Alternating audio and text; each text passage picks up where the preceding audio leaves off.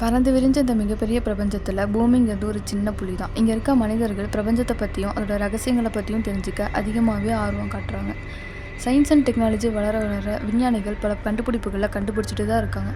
அப்படி Canada scientist கண்டுபிடிச்ச ஒரு பிளானட்டை பற்றி தான் நம்ம இன்றைக்கி பார்க்க போகிறோம். Welcome to the minds of mystery. Without wasting the time வாங்க அது என்ன பிளானட்னு பார்க்கலாம்.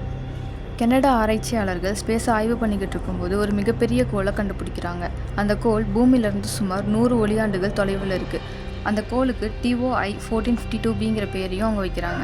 2022 யூனிவர்சிட்டி டி மாண்ட்ரியலில் இருக்கிற ஆய்வாளர்களும் மற்ற நாட்டு ஆய்வாளர்களும் இந்த கோளை ஆய்வு பண்ண ஆரம்பிக்கிறாங்க. இந்த கோள் பூமியை விட 1.7 மடங்கு பெரிய கோளுங்கிறதையும் இதோடைய நிறை பூமியை விட 5 மடங்கு அதிகங்கிறதையும் கண்டுபிடிக்கிறாங்க. நம்ம பூமியுடைய வாட்டர் கண்டென்ட் 1%.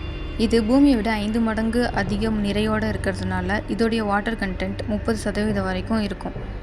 இப்படி கடலால் சூழப்பட்ட இந்த கோளுடைய ஆழம் சுமார் 100 கிலோமீட்டர் வரைக்கும் இருக்கும். இது நம்ம பசிபிக் கடலை விட பல மடங்கு அதிகம். இந்த கோள் இப்படி கடலால் சூழப்பட்டதுனால அதுக்கு சூரிய ஒளி கிடைக்காது. அந்த கடலோட அழுத்தத்தினால எக்ஸாட்டிக் ஐஸ் ஃபார்ம் ஆகும். இந்த TOI 1452bங்கிற கோள் சுற்றிக்கிட்டு இருக்க நட்சத்திரம் நம்ம சூரியனை விட சின்னது. இது ஸ்மால் ரெட் டுவார்ஃப் ஸ்டாரை தான் சுற்றிக்கிட்டு இருக்கு. இந்த நட்சத்திரம் கோல்டிலாக்ஸ் ஜோனில் தான் இருக்குது. கோல்டிலாக்ஸ் ஜோன் அப்படின்னா என்னென்னா, அங்கே வெப்பநிலையும் அதிகமாக இருக்காது, குளிர்ச்சியும் அதிகமாக இருக்காது. அதாவது நம்ம தண்ணி திரவமாக இருக்கிறதுக்கான சரியான டிஸ்டன்ஸ்.